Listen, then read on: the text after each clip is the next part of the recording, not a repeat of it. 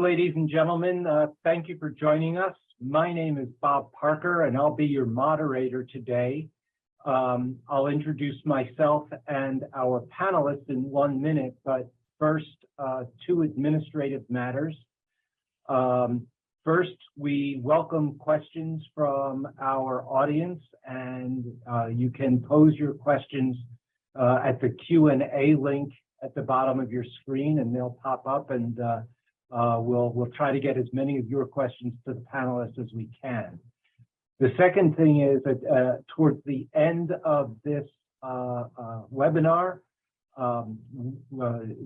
the Baylor will be posting the CLE information you will need to get CLE credit.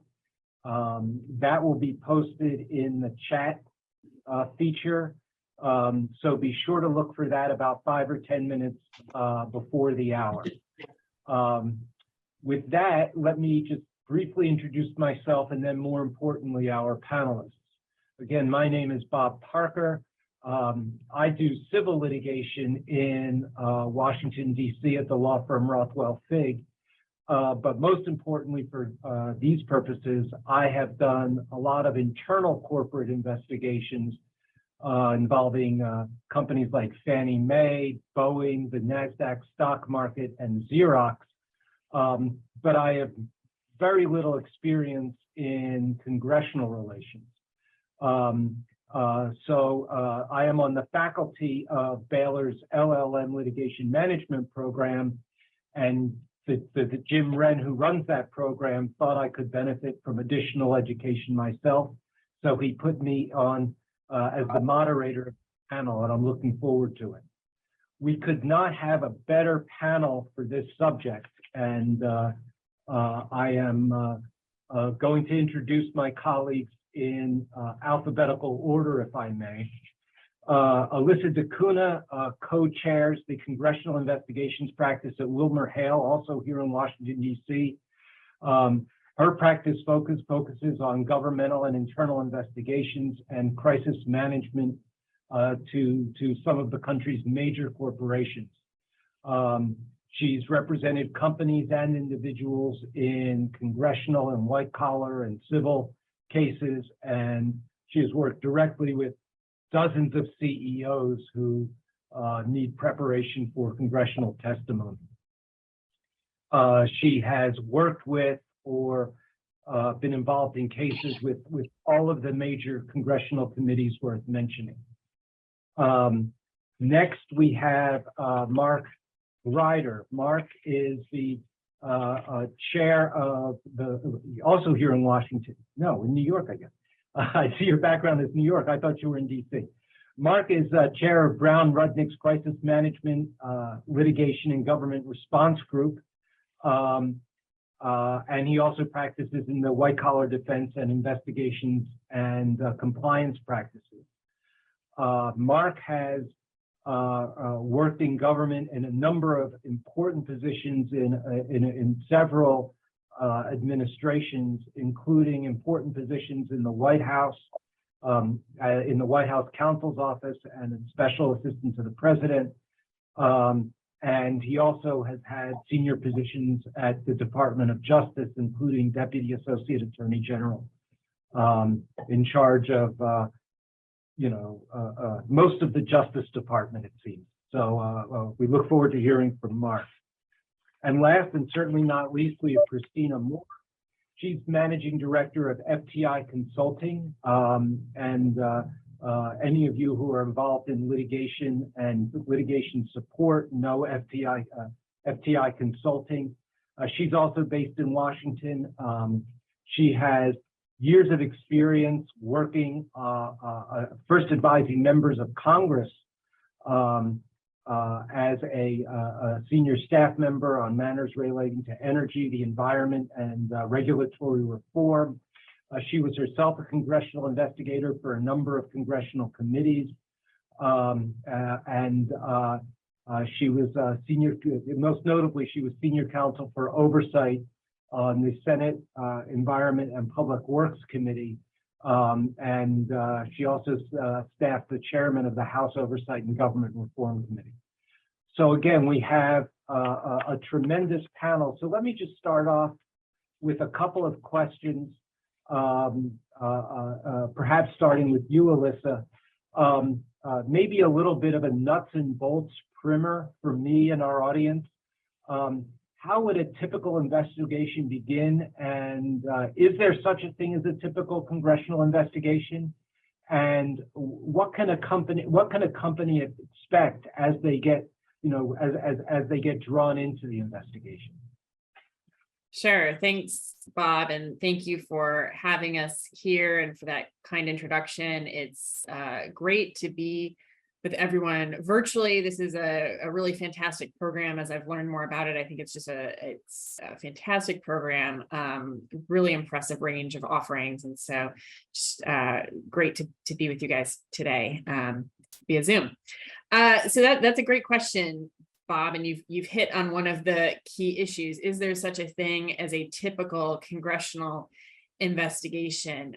So we help clients with the whole range of potential inquiries from Congress, which can be a one-off letter from a single member of Congress who may or may not have jurisdiction of any kind, all the way up to a bipartisan investigative committee request, which would be backed by subpoena power or might come in the form of a subpoena. So certainly all inquiries are not created equal. And the first thing we will help companies do is figure out what exactly they have on their hands. If it's a single member letter, let's look at whether it's a member of your home state delegation or whether that's someone who sits on a committee of jurisdiction.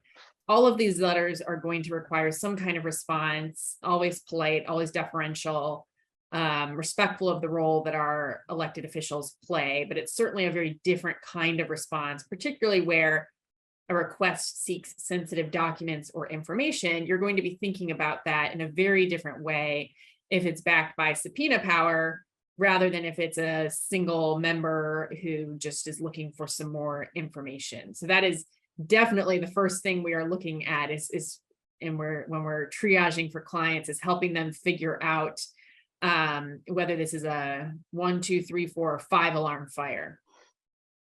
Okay, thank you. And Christina, so somebody gets a letter from a member, from a staffer, from a committee. Alyssa has done the evaluation of whether this is a 1, 2, 3, 4, or 5 alarm fire. What's the response strategy? Again, from maybe it's different from the 1 to 5 alarm, but what's the response strategy? What are you starting to think about once a client comes to you and says, we got this letter? Sure. Well, first off, let me again thank you and Baylor LLM program for hosting this panel. It's exciting to be part of it. It's exciting to sit here with really esteemed attorneys, partners at their practices. Just one note about myself. So I was counsel on Capitol Hill 14 years of my career, spent as counsel, but I actually work as a communicator today. So I generally partner up with the folks on my left of the screen and help them and help their clients respond to your point of, 1 alarm fire, 5 alarm fire. I would hope, ideally that a company receiving a congressional investigation, they've thought about this before. They've done some due diligence. They've educated their employees and critical employees, C-suite and whatnot, on careful communication. And that would be internal to the company as well as external, particularly if they're having conversations with, members of Congress, the administration, et cetera. Those are all going to be very interesting to Congress.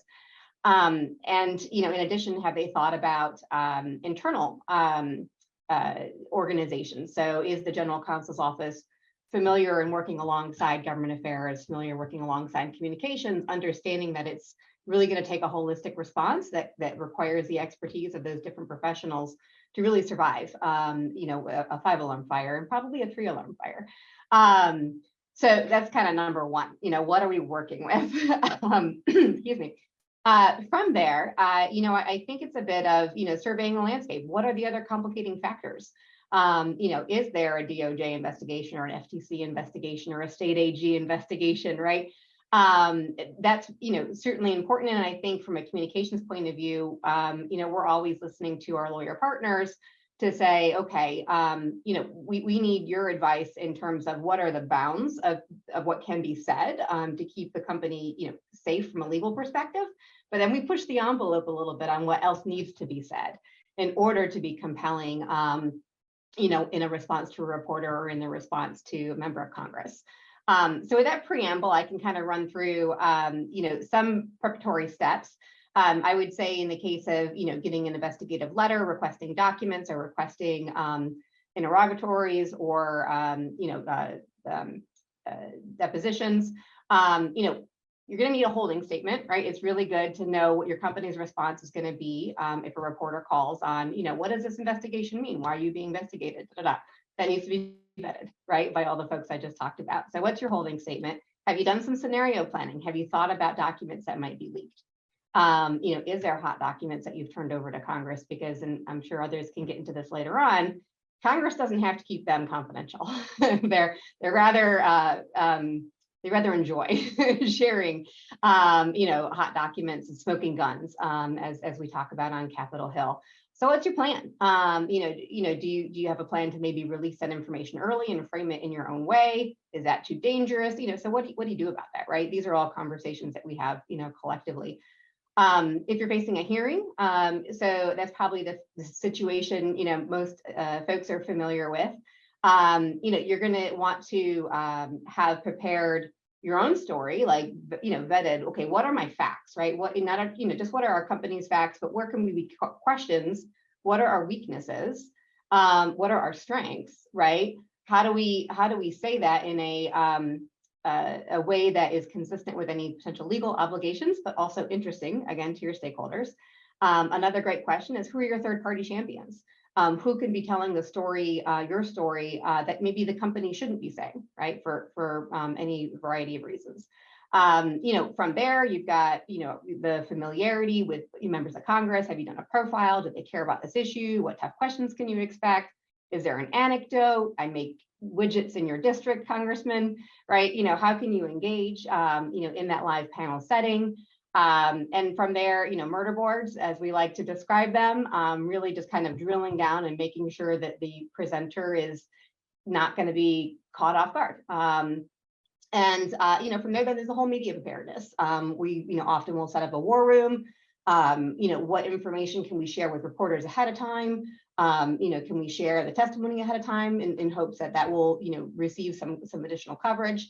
And how do we respond in real time in order to, you've got what's playing out in the hearing room, but then you also have what's playing out in newspapers and, the evening news. So that's, I would say, from kind of soup to nuts, how we would approach preparedness and response. Thank you. Now let me turn to Mark for a second. Now, Mark, both Alyssa and Christina mentioned the fact that the outset of a congressional investigation is going to involve decisions about disclosing information, about disclosing documents, about this maybe facing testimony, maybe public testimony. There is no protective order in Congress, so I would like. I'm personally curious about your answers to how to deal with that issue if there are other legal proceedings, maybe a criminal investigation that's ongoing, maybe civil litigation where you're trying to protect and protect some information from disclosure, or you have a right to withhold some information. And I'd like to ask you that question both from the DOJ's perspective and also from your perspective now in private practice. Is DOJ always happy when Congress decides to get involved in these things? And how do you advise clients, or what are some things clients should think about when they face that situation? Well, thanks, Bob, and I just to thank the Baylor LLM program. I'm originally from Texas, so I appreciate. I grew up in Texas, and then I moved to Missouri and worked for Senator John Ashcroft. So I've worked on the Senate, and I've worked with Chairman Gowdy and some other folks on the House. So I've had experiences on both sides, and so I think fondly. I'm grateful to be on with Christina and Alyssa and you, Bob, as well. Look, Bob, I think the first thing, I think Alyssa alluded to this earlier, is really sort of the whole notion of, the bedside manner and how you deal with anyone on Capitol Hill. I tell all my clients, I use this little small acrostic CCA. I think, and generally you want to show concern, that if it's their concern, it needs to be your concern. And unfortunately, for a lot of Fortune 500 companies, they're used to dealing with the SEC, or they're used to they're on their enterprise risk management. Usually, Capitol Hill is not on the top three. So when a letter, as Alyssa talked to, a letter comes from a member, they're thinking, oh, what is this? And you have to really be able to walk in a sense of humility, and realize that whether you've heard of this committee or whether you've heard of this member or not, it's important to them, and you want to display that it's important to you. So that's number one, is concern. Number two is cooperate. Now, cooperate doesn't mean you got to turn over everything. It just means you bring in Alyssa, you bring in myself, or you, Robert, or Bob, or even Christina, where you make that phone call and talk to that staffer and find out what's going on. And a lot of that, it's, Bob, you talked about you're in litigation, and sort of the temperature of litigation, and how, litigators can be a little bit more, posturing. And I really encourage all my clients, or just my approach is really a sense of trying to get an understanding of what they need. And that goes a long way, because, if a member's looking at 10 different companies, unfortunately, at least 8 of them usually are represented by somebody that's being a little bit more hostile. So you can go to the head of the pack by just being generally curious and trying to figure out, hey, how can we cooperate? And the last piece, Bob, and I think you talked about, I know Alyssa does this, is really sort of taking action. And that's where sort of the lawyer piece comes in. Bob, you had mentioned some of your internal investigations for a lot of big companies. I know Alyssa has done this. I've worked with her law firm on a number of internal investigations. And I think that's where the lawyer piece can come in, is in some ways the attorney-client figuring out. I think Christina was talking about, what is your message? Well, you don't want to tell your message until you've done sort of that, I don't want to call it quick and dirty, but until you've done sort of that internal investigation and know what you have to do. And so I think the broader answer as a lawyer, or the types of people that you bring in, and I've found, you really have to play well in the sandbox when you're dealing with congressional investigations. And Christina and I've worked together. There are multiple different law firms that were going through it. And I think clients want to know that you have someone like an Alyssa that not only can get along with people on the Hill, but get along with multiple other law firms that may be looking at different issues, because usually one law firm doesn't handle everything. And so, I'll pause there, but I think the key, when you have multiple, whether it be DOJ, SEC, the Hill, litigation, I think as a counselor of law, you've got to, number one, be able to have great bedside manner and be able to cooperate with other people that have stakeholders inside the company and outside the company. And so I'll pause there and turn it over to Alyssa, because I know she's done this a lot. Yeah, Alyssa, please react, but also if you could as well. I mean, from a Hill perspective, would you play the we're a targeted investigation card, or we're facing civil litigation, so we have certain constraints, or is Congress just not going to care? That's a great question. I think it's probably that Congress doesn't care, but we can go into that a little bit. Let me underscore 2 things that I think are really key from what Mark said, and I think tie into your question as well, Bob. One of the things Mark touched on at the beginning was the stance that you take and how you evaluate the risk from an overall enterprise risk management point of view. To Mark's point, a lot of our clients didn't have Congress on their bingo card, so to speak, in terms of the risks they thought they might be facing with regard to particular issues. And it does require an approach that's very different from litigation. And Christina and Mark have helped clients navigate this and thread this needle many times. But the question I've fielded, and I know they both have fielded as well, is, well, what can Congress actually do? And can I just ignore this letter? So we spend a lot of time, I'm sure I speak for Mark and Christina, explaining what can Congress actually do. And it really depends on the industry, right? I mean, when I speak about this in a slightly different way with my banking clients, where there is connectivity with the prudential regulators, and a letter from Congress could really make quite a difference in terms of how your regulators approach you and evaluate certain issues. Generally speaking, though, there are both kind of the true legal risks in terms of Congress could make a criminal referral to the Department of Justice, or Congress could notify your regulator. Congress could reach out to you even at your state level regulator.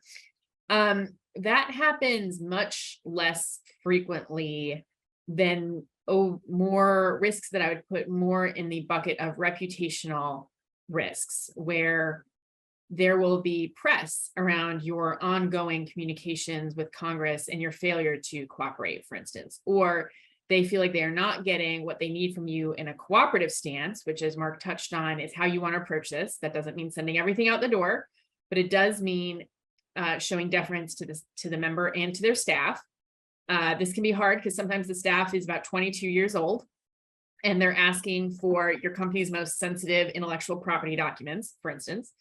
And if they don't feel like they're getting what they want from you in a cooperative stance, they will turn to compulsory process, which really becomes quite complicated for companies at that point. And Mark and Rob, I think this brings us to the question you asked, which is, well, what if you just say we're the subject of civil litigation or criminal investigation? Does that get you a get out of jail free card here? Congress has concurrent jurisdiction, and they were very quick to remind you of that. There are some unique considerations when you're talking about grand jury proceedings, and Mark can talk a little bit more about this, I think, but sometimes Congress will request documents, say, give us whatever you've given to the Department of Justice or produced to other regulators. When you're producing documents under the grand jury confidentiality protections, that's something I've been able to get a little bit more traction with staffers to explain, listen, that's a very different process. But generally speaking, they're going to want whatever you are giving to other entities, and it becomes a process of negotiation and talking about trying to figure out what their top priorities are. What can you give them that would satisfy some of these concerns while protecting some of the more confidential information? And then you hope that you have someone like a Christina on your team at the same time who is helping you shape that affirmative narrative, share that both with Congress, but also helping you tell your story externally to create an environment that's just a little bit more favorable for the company overall. Christina, let me make sure we touch on another aspect of these investigations, which is the possibility of public testimony. I know that sometimes the staff will call somebody in and ask to take a statement or ask to do an interview or even do a formal deposition. But, I think everybody on this call has probably seen many times executives of Fortune 500 companies testify before Congress, or at least snippets of the testimony, and they know that sometimes it's brilliant and sometimes it's a disaster. So if we have the general counsel of companies on this list, what are some of the pointers you might want to share with them when their CEO gets called to testify before Congress? Sure. No, thank you for that question. I think number one is take it very, very seriously. To Alyssa's point, I think Congress is very adept at operating in the court of public opinion. And, I use that term because it's not, in a courtroom, or, the halls of DOJ where decisions are being made. It's are reporters going to be reporting on this? Is it going to, kind of reach this peak where you can't recover from? Yeah, you got to take it serious. It does happen. I mean, we could all name the CEOs that have had to step down because there was a poor performance. First you got the basics, in terms of you've got 5 minutes to deliver, your testimony. You're uninterrupted. You're not going to be badgered during those 5 minutes. What are you going to say? Make it good. Right. If that is, reform actions that you've taken in order to, validate, look, yes, Congress, we have taken this seriously. These are the actions that we were taking, right? That's a great opportunity to frame that. I think best not to be defensive, in those 5 minutes. Moving from there, I think it's important for, any witness to understand the cadence of a congressional hearing. Members of Congress, you're going to have the chair and the ranking member that are going to give, their remarks. The rest of the members down the dais are going to probably use their 5 minutes for their remarks. So they're going to talk a lot, and then they might give you a minute to respond, and they can interrupt you, and they can insist on yes or no answers. So it's one of those things where there's just not a lot of rules, and it isn't necessarily a polite conversation that's going to be transpiring. And through all of that, you've got to keep your cool. One bit of advice that I hear frequently that's worth saying is make sure you use the restroom before you start a hearing, right? Nothing worse than, having your mind on something else as opposed to, thinking, okay, who's the next person that's going to ask me a question and what do they care about? Two other bits of advice I would say is recognize that the member of Congress is really relying on their staff.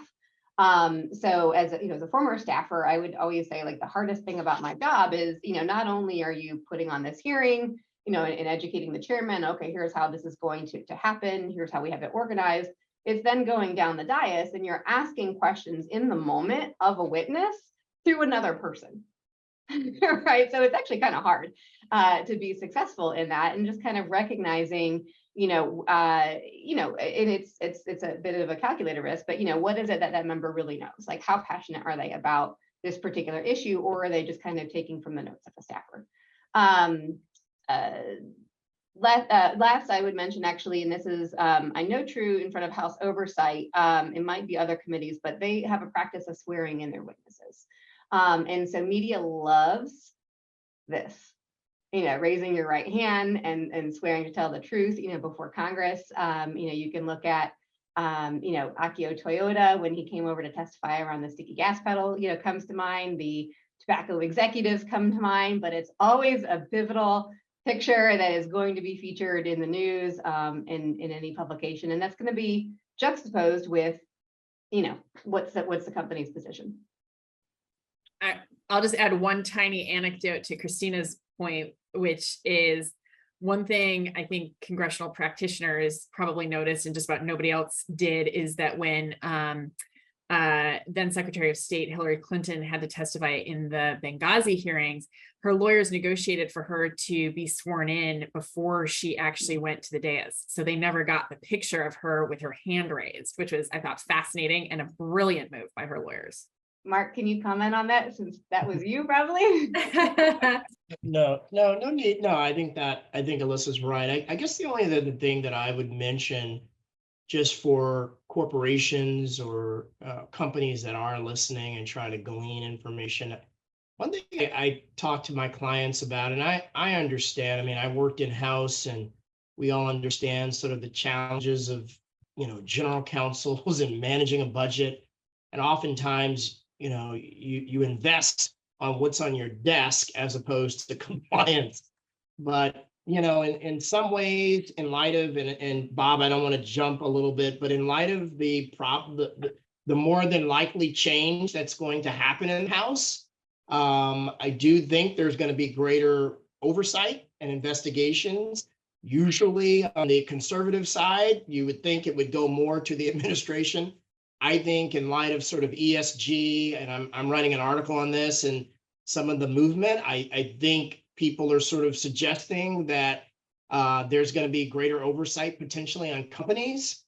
And so, and Christina, you sent out a really great article this morning. You're just talking about companies looking and preparing. And I think what I always try to tell companies, and I know they're trying to preserve capital, but in sometimes you need to build capital.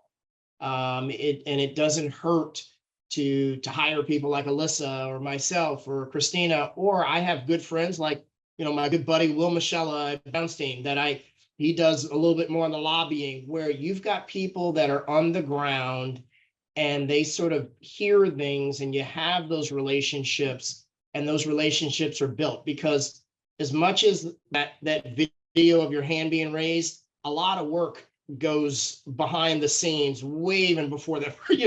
You're really sort of working, and that's not the time that you want to be introducing yourself as a company.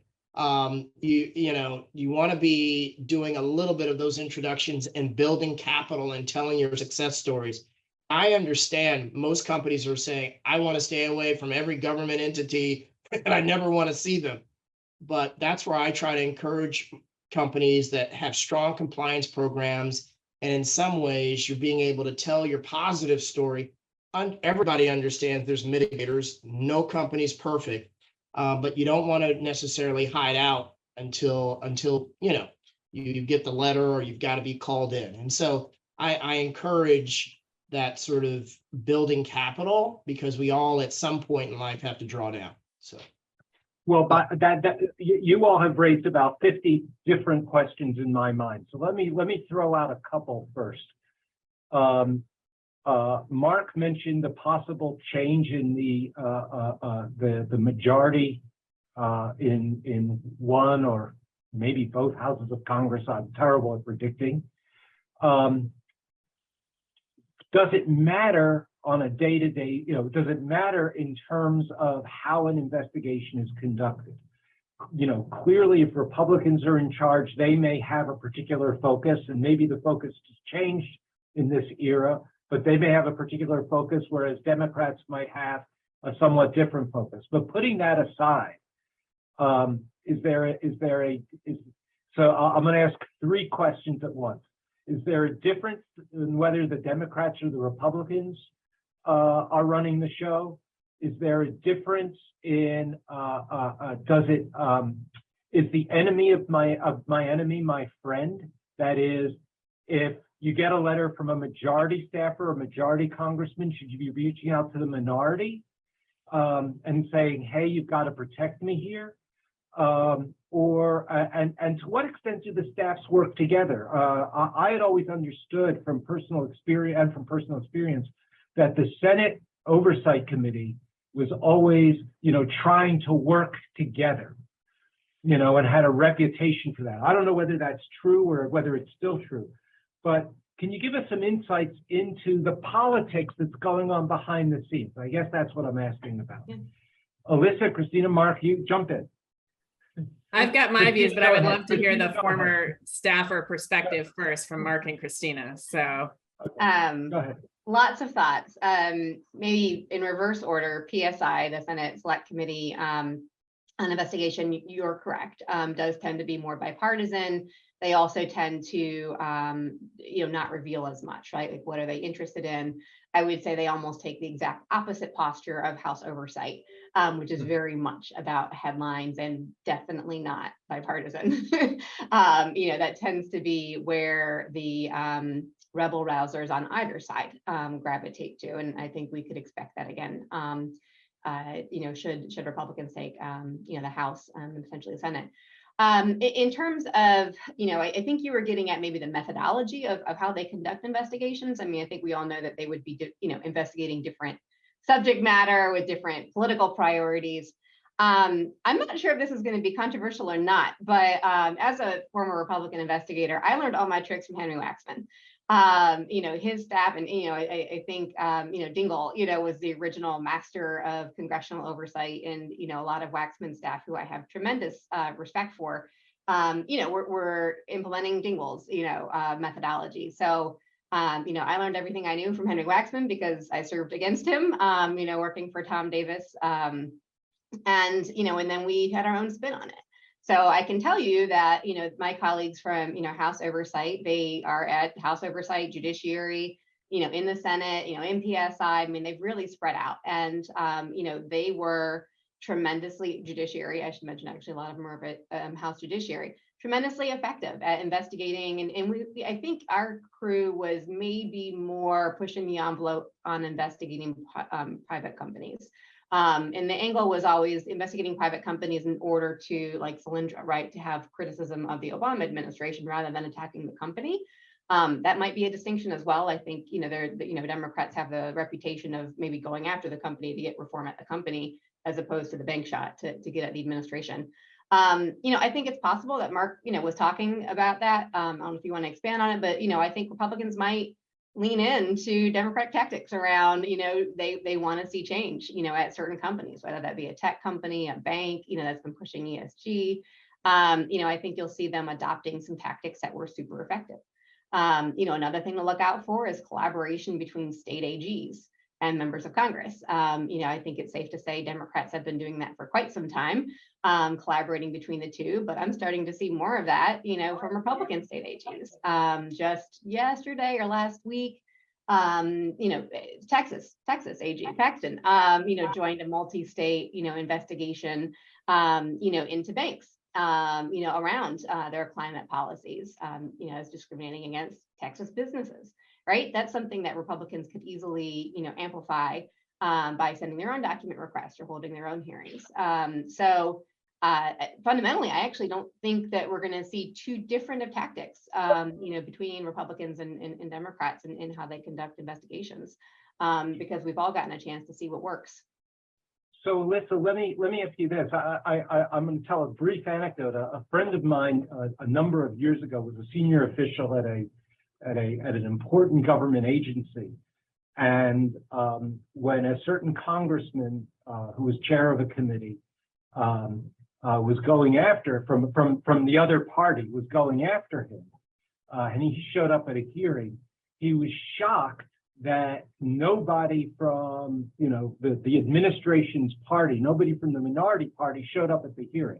They just didn't bother, and he actually wrote an article in the Wall Street Journal about this, saying, here he was, and, an administration official taking all these shots, and, the members of his party were not even bothering to show up and maybe give some deflection. So let me, again, as a tactical matter, how helpful can minority staff be if, if you have some, are they, again, either for philosophic reasons or political reasons? Is that something you sometimes do, reach out to the minority and say, what gives? I need some protection. Yeah, that's a great point. I don't recall that article, but if I was your friend, I would have called up the head of Leg Affairs at whatever agency he or she was at and would have asked some hard questions, because that seems like something that the head of Leg Affairs or the Leg Affairs associate should have handled, in the sense that they should have called those members as a representative of the administration, should have called and said, you need to give us some air cover. You need to ask some questions that allow us to showcase what we're doing, the ways we work with Congress, depending on what the issue is, things of that nature. So I've never done congressional oversight from the executive branch spot, but I can tell you what we do for our private sector clients.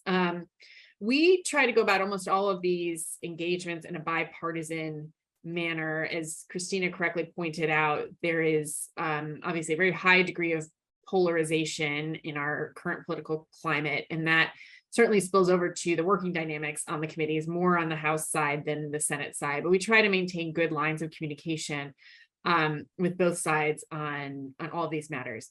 In the set of circumstances where I have a client who's going to a hearing and you've got a senior executive who's going to testify, it depends on the issue. Some of these issues are bipartisan, but we will reach out to members of the home state delegation just to say, we hope you'll attend. Even if you have hard questions for us, we look forward to answering them.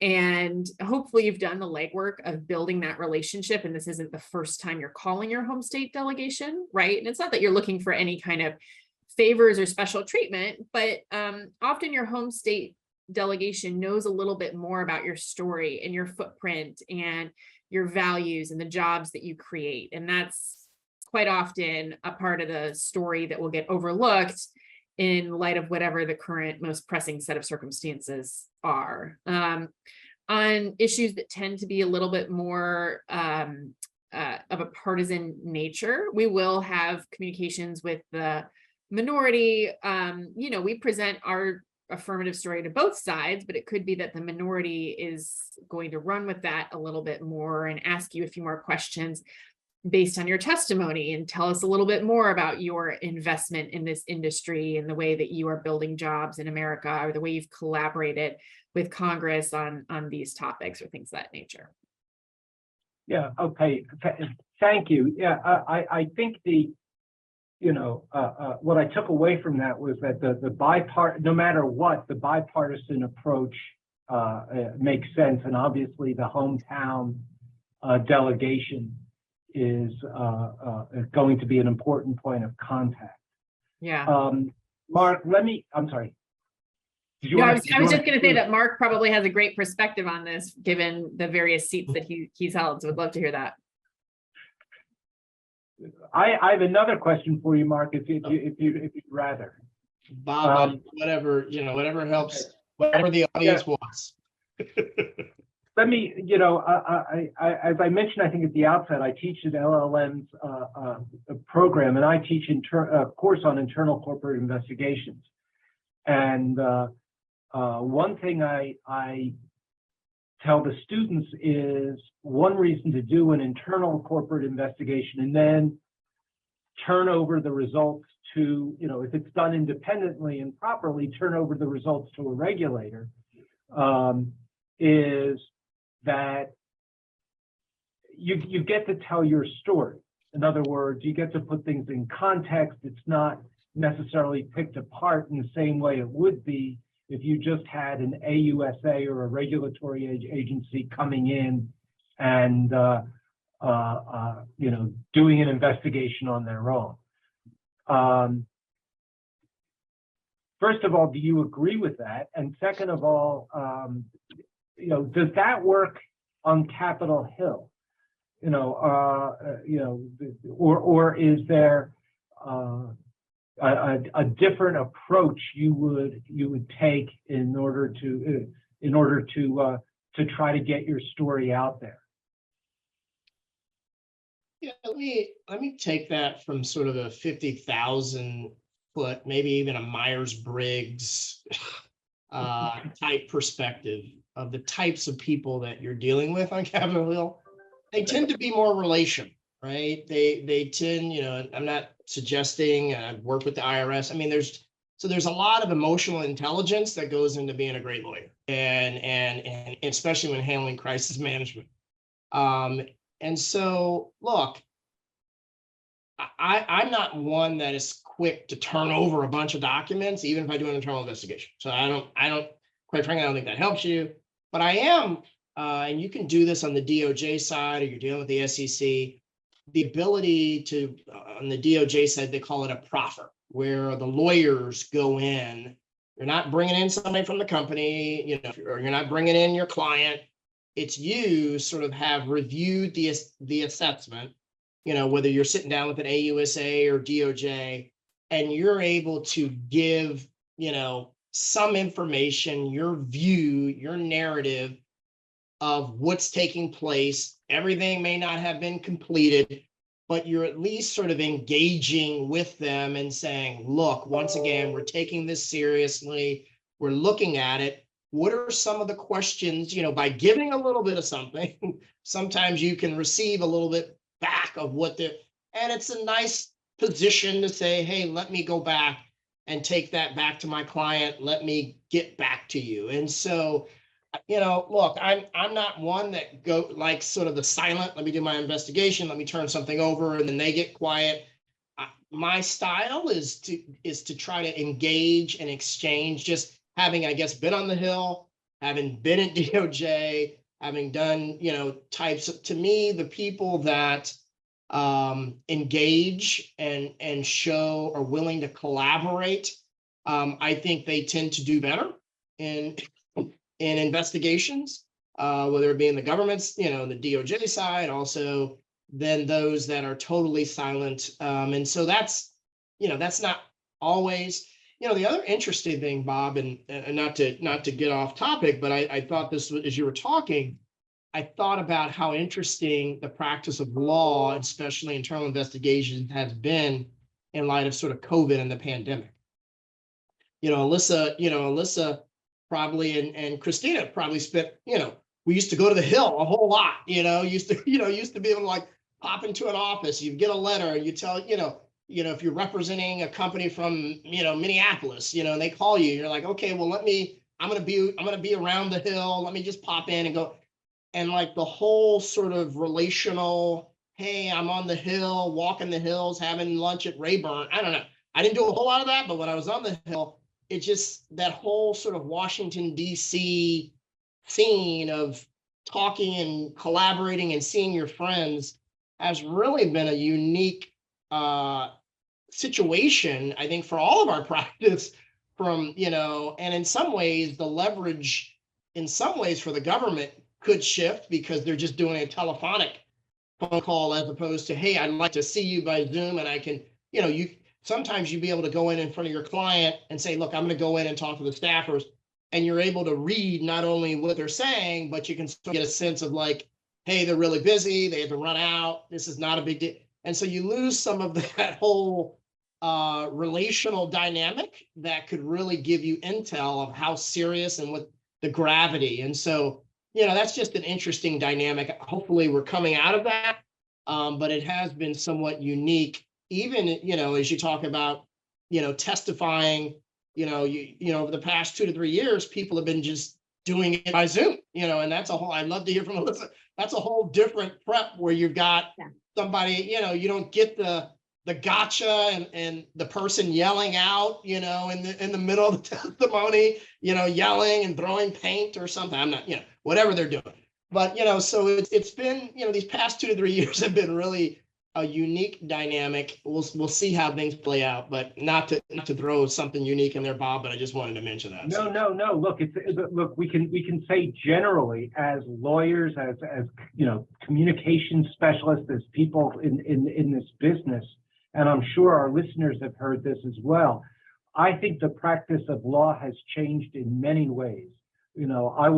I doubt that I will be traveling coast to coast for minor hearings. I think many depositions are going to be taking place by Zoom in the future. We've gotten used to it, maybe some important depositions and so forth, but that changes the practice of law. Let me just say one reminder to our audience. First of all, the question line is open. We'd be delighted to hear from you if you have questions. Also, in a few minutes, you will see the CLE information come up in chat. So remember that. But taking, I understand we have general counsel and others from in-house in our audience. So let me ask this, and I'm going to throw it out there because maybe you don't want to answer this. But we've been talking about this from the perspective of companies that are targets of an investigation. What about companies that want to instigate an investigation? What about companies that say, and I'm completely making this up, but I'm a generic drug manufacturer, and I think the pharma companies, the branded companies what they're doing is outrageous, or vice versa. Or, I think that the people who are supplying this material are colluding, and I don't have enough to go on it, but a congressional investigation might be in order. I don't want to ask confidential information, but what is your perspective on that, either from personal experience, if you want to share, or just as a theoretical matter? Alyssa, you're shaking your head. You're nodding your head a little bit, so I'll call on you first. Yeah, well, a lot of this would fall into the bucket of the clients who come to us with a problem and they don't yet know what the question is that they should ask, right? But they should say, this is happening in the industry. What do we do about it?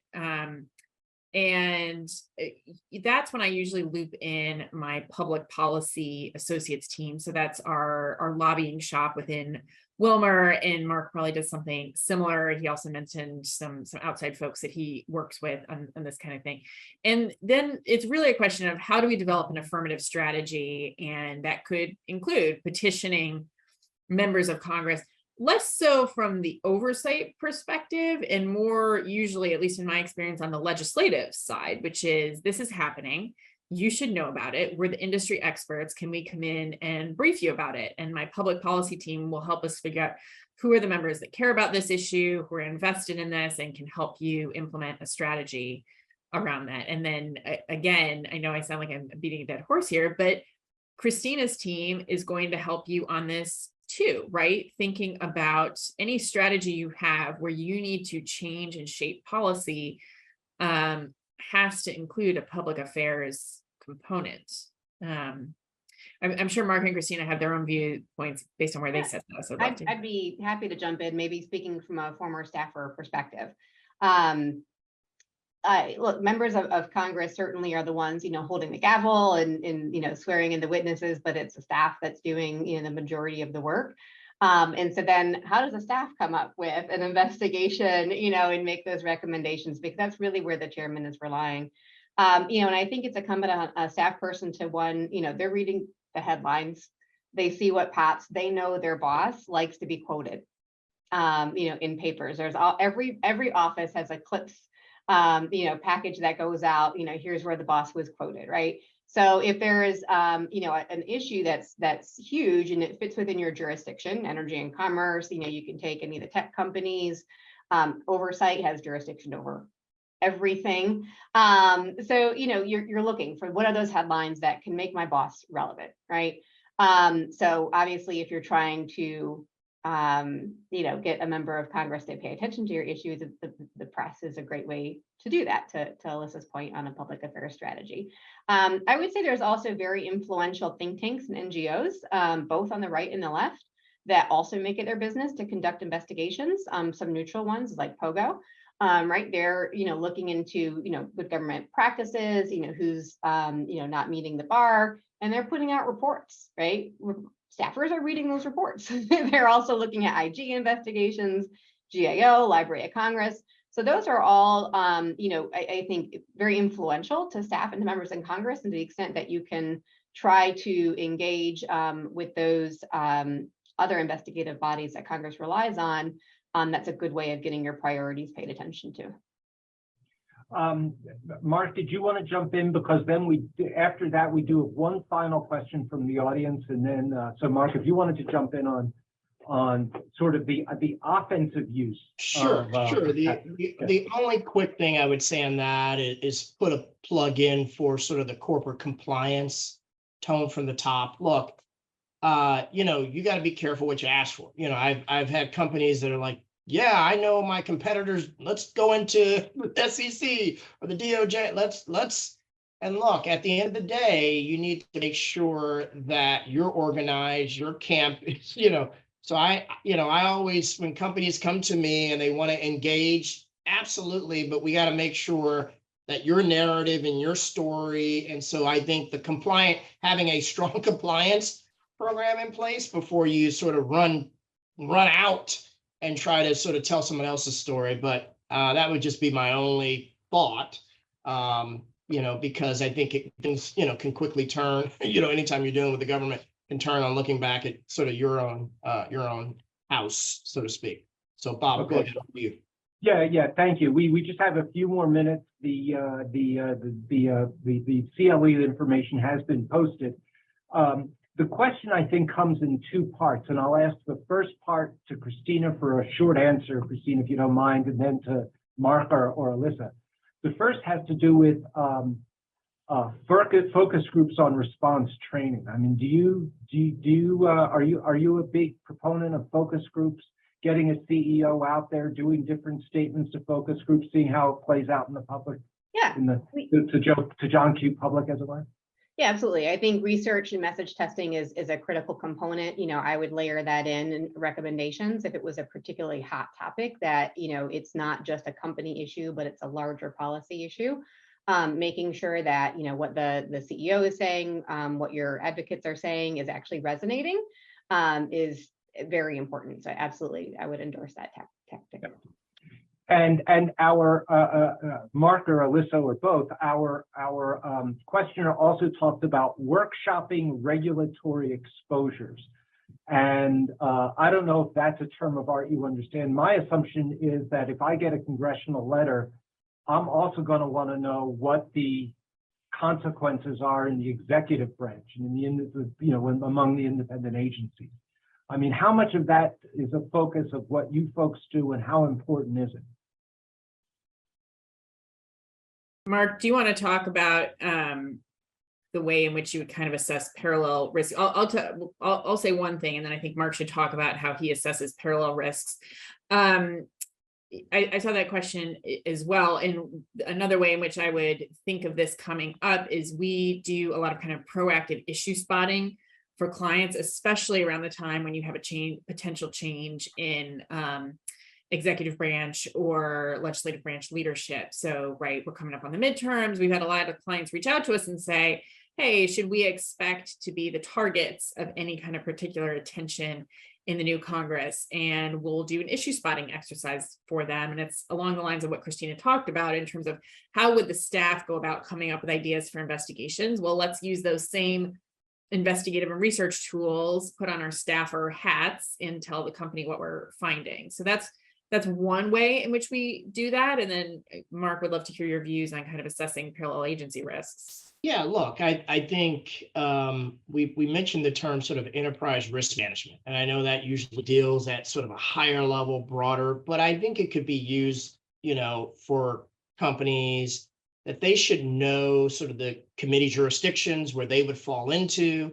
Also, you could be looking at the Hill, but Christina, I wanted to get in sort of a basketball reference, of sort of the bank shot, right? So like you may be thinking, hey, they're just looking at healthcare, but if you were a government contractor with HHS, right? So they may be overseeing HHS, but then, they may be looking at Treasury and somehow get to the banks and how they gave. So it's not just looking at the Hill. I always say, look at the bank shot.